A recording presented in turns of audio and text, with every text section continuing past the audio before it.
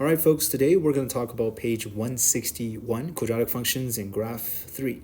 So for this question over here, let's look at the example. Find the coordinates of vertex, y-intercept, and x-intercepts of each quadratic function using calculation. Then draw its graph. So we need to draw the graph, and we also need to find these key factors: vertex, y-intercept, and x-intercept. So first of all, vertex, if you were given a quadratic function, you can easily find its vertex by completing square. So as you can see, the whole process over here, when we bracket out the x squared minus 2x and we created a plus 1 and a minus 1. How do we do that? We're going to take out the negative 2, divide it by 2, and square it. That's going to be the number we need to complete the square. So in this case, it's either plus 1 or minus 1. So the reason why I say it's either plus 1 or minus 1 is because if we have an equation, let's say x squared minus 2x, if we plus the 1 and we also minus the 1, these canceled out. But we were able to complete the square for x squared minus 2x plus 1. So this is going to be x minus 1 to the power of 2.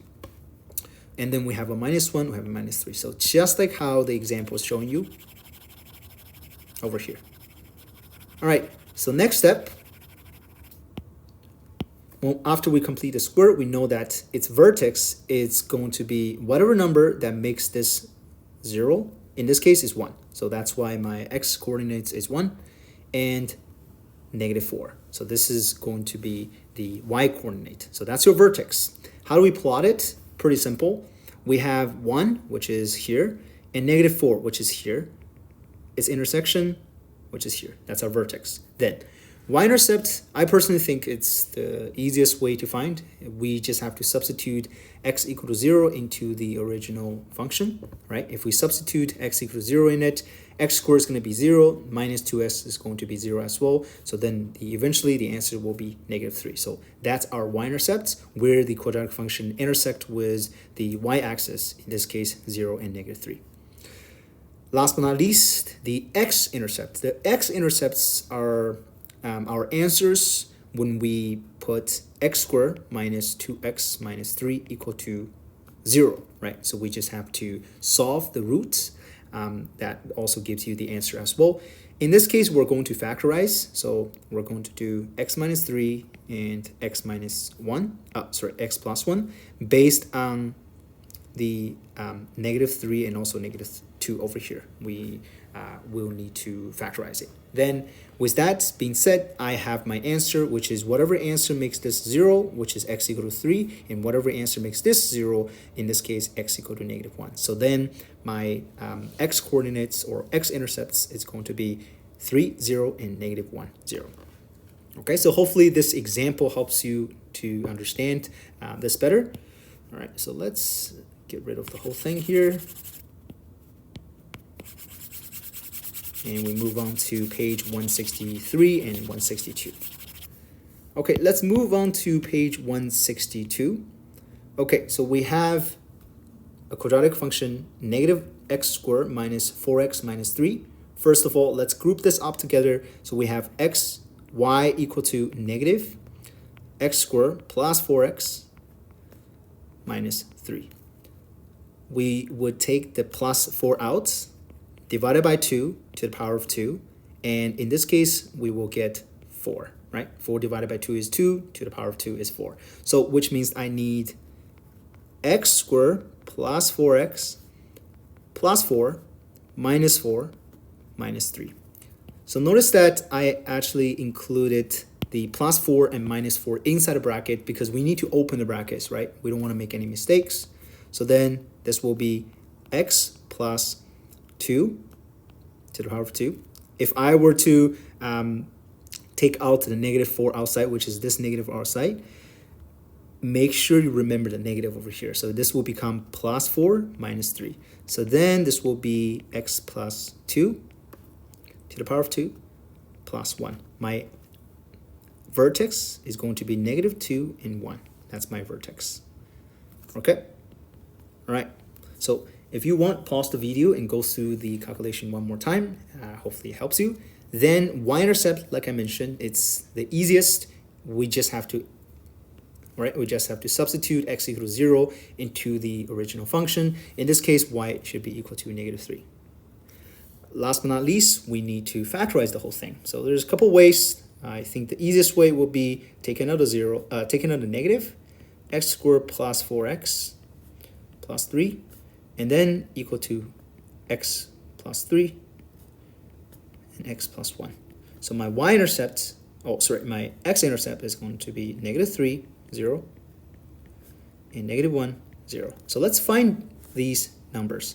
We have 0, -3 as a y-intercept, so it's going to be here, right? So that's going to be our -3. And we also have -3, 0 and -1, 0. So -1, 0 is here and -3, 0 is over here, right?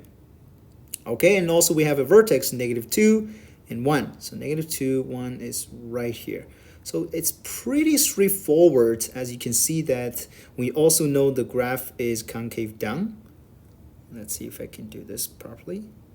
There we go. Okay, so that's going to be our vertex, right? That our axis of symmetry is right here too.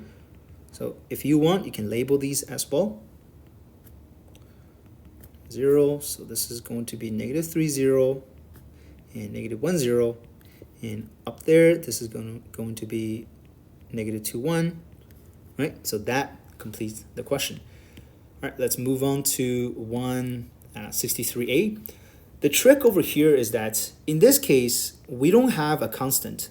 Unlike the previous questions, we have a -3, we have -3 here, right? We have other numbers afterwards, but don't be afraid. Why? Because the way that you think about it is that you just have to add a 0 afterwards, right? Anything that you see, if we only have the ax squared and bx, we just add a 0 afterwards. So let's try 163. In this case over here, x squared plus 4x plus 4 minus 4, right? And plus that 0. If you're not sure, it's okay to add a 0 afterwards. So this will be x plus 2 to the power of 2 and minus 4. Since we do not have any number afterwards, so the -4 plus 0 will be just -4. In this case, our vertex is pretty straightforward, -2, -4. Our y-intercept, when you substitute the x as 0 into the function, the quadratic function, we have 0, 0. Okay? And then the x-intercept is even easier because we just have to factorize the x squared plus 4x. In this case here, x plus 4. So then it's going to be 0 or x equal to -4. So 0, 0 or -4, 0. If I were to draw this graph, I know my y-intercept is over here, and also my x-intercept is here too, right? You might be wondering, how is it possible? Let's finish drawing the graph, and you will see what's going on here. So -2 and -4, so we have -2 and -4. We know the function is concave up. -4, 1, 2, 3, 4, right? As you can see, if we connect the dots together, we'll be able to see this graph over here, right? So this is 0, 0. This is -4, 0, and this is -2, -4. Okay. All right. So hopefully you are able to do the questions like this, find out the vertex, the y-intercept, the x-intercept based on the function given. And let's try 163 and 164. It's very, very similar to the previous question. Some of the question you might need to take out the factors first. For example, on 164, we need to take out 3 first, right? But once you take out the factor 3, you'll be able to complete the square inside. Just make sure that when you're taking number out of the bracket, make sure you know the coefficient before. Sometimes it has negative or positive. Make sure that you apply that as well. This one is even easier because we can find the x coordinates right away here, right? How do I find it? 3x minus 3, x minus 1, right? So then you'll be able to see that this is 3, 0, this is 1, 0. And when you substitute the 0 into the function, we will have 0 and 9, right? And once you complete the square, I'm not going to do this question in this video. I want you guys to try it, and then hopefully this video helps you guys out. Okay, I'll see you guys in the next video. Goodbye. Goodbye.